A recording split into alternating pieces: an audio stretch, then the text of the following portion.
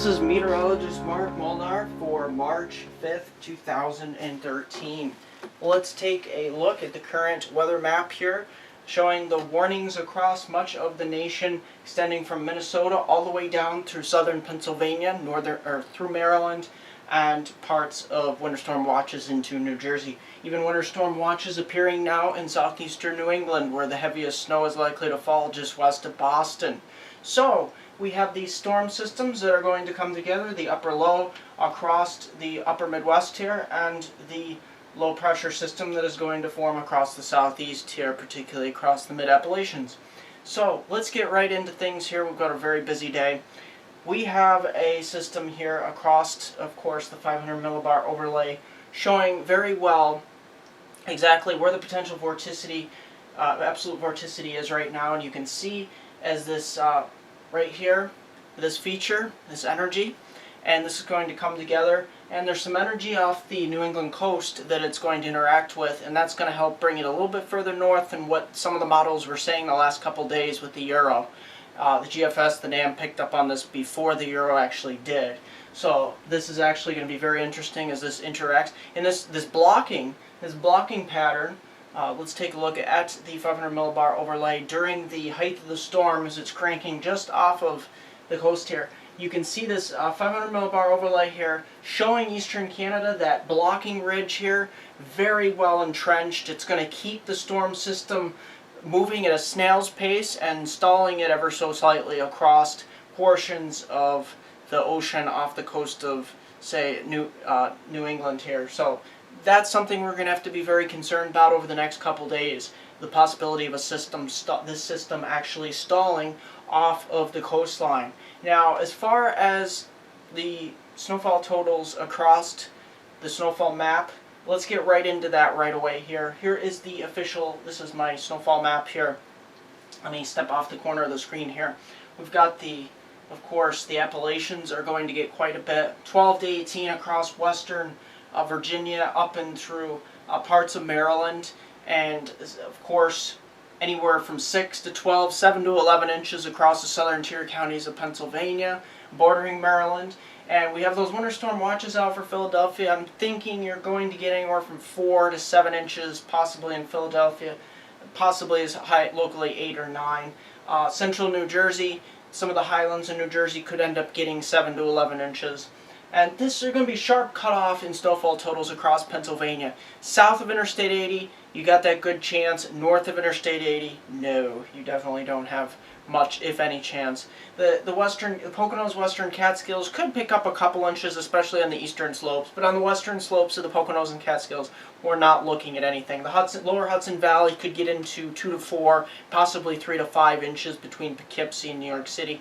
And then extending over towards Connecticut, Rhode Island, Massachusetts, that's where we could start to get into some higher snowfall totals once again, as you see the colors lighting up here in eastern, or the white colors, and even some areas of fuchsia colors for the 7 to 11, 12 to 18 inches. And that'll most likely in the Worcester area, just northeast of Hartford, Connecticut, over to just west of Boston. In some of the mountains and some of the higher terrain in southern New Hampshire could see upwards of 11, about 11 to 14 inches. 7 to 11 will be widespread across the southern tier counties of New Hampshire and southeastern Vermont. And like I said, that's going to be a very sharp cutoff of where the snowfall falls. So there'll be some communities 30 miles north of this snowfall line that actually don't get little, if any, accumulation. It's just the fact that there'll be a lot of very low dew points on the northern end of this system. So let's talk about here this system, how it's going to explode off of the Delmarva and Virginia coastline here. Here is the setup. We actually have the upper level low cranking down through the Midwest here, the western Appalachians, and then extrapolating across, and this is where the energy transfer occurs. You get this low-level jet here, and you get a low forming over southeastern Virginia. That's where we think the low is going to form. Then it's going to intensify and slowly wobble towards the northeast, or the east-northeast, somewhere in that fashion. And sometimes it'll seem like it's wobbling more north than east. Nevertheless, it's going to be very well blocked across where this high pressure is across eastern Canada. So it's going to really have a hard time beelining up the coast. But it will affect much of the coastline with extreme coastal flooding as well. I showed you that on the snowfall map. Coastal flooding across New England, Long Island, New Jersey coastline, extending down towards the Maryland coastline over to Delaware. These areas could very well see Delmarva, could see this coastal flood. And winds will also be a factor. Let's get into the wind gusts here. Here's where we have across the coastline. Inland, we'll see the 30 to 40 mile per hour gusts, possibly as far west as the I-81 corridor. Washington, D.C., 30, 40 mile per hour, maybe 50 mile per hour gusts. Extending northeastward towards New York City, Atlantic City, that's where we could get into some gusts, 55 possibly. And then you get up towards Nantucket and up through Cape Cod and southeastern New England. This is where we could see wind gusts up to 60 and some isolated gusts up to 70 miles per hour. And this will be a prolonged event, so it's going to be long and painful for many people across the coastline. Now, I showed you the snowfall map, and as you can see here, here it is again. There's some areas that it's not like, I'm not painting solid shades of snowfall across the map.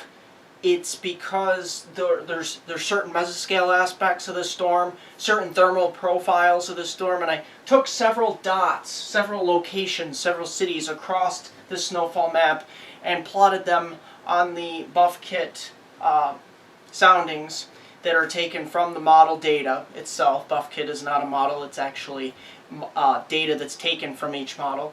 And by looking at those thermal profiles, I've determined it's going to be fairly easy to get some intense snowfall rates despite the higher March sun and some diurnal effects, especially, and a lot of the storm will occur at night as well, so that will help snowfall totals. But there's going to be a banding nature to this snowfall, so that in itself is going to help intensify snowfall rates. Especially the banding could form somewhere around, let me show you on the map where I think banding could form, especially on the back side and the northern side of the storm. From just north of Richmond here, up through Washington, D.C., east of Washington, D.C., up through Philadelphia, some of the southeastern counties here of Pennsylvania, Lancaster, and then heading on up towards central and east and southern New Jersey. That's where banding features could take place. The eastern Catskills, the eastern Poconos, heading up through portions of southeastern New England, central Connecticut, central Massachusetts, southern Massachusetts, especially southeastern Massachusetts, just south and west of Boston, and heading over towards north of Cape Cod. Those areas, and some areas in southeastern New Hampshire here, that's where the banding could form out of some of the snow and intensify the snowfall rates. So at this time, that is what we're looking at for this system. Other than that, there's not much else going on. Let's take a look at the temperatures with this system. Tomorrow, the temperatures are cooling down across them. Hate to ignore the west here. We do have some troughiness going on with some cooler air. But across the east, that's where we're getting some of this cold pocket air with this system. This system is going to be generating its own cold air with the highest precipitation rates. And we head on into Thursday. That's where we start to get that really cold pool air, and that lasts into Friday, but we start to see a warming trend behind that as the NAO index could start to more towards zero and positive. Other than that, we're not looking at any other major systems in the works at this time that in the foreseeable future. That's in the 6 to 7 day outlook. I'm meteorologist Mark Molnar. Like us on Facebook and Meteor Mark. Subscribe to us on YouTube. Here's a 4-day forecast for my hometown viewers from Binghamton to Elmira and the northern tier counties of Pennsylvania.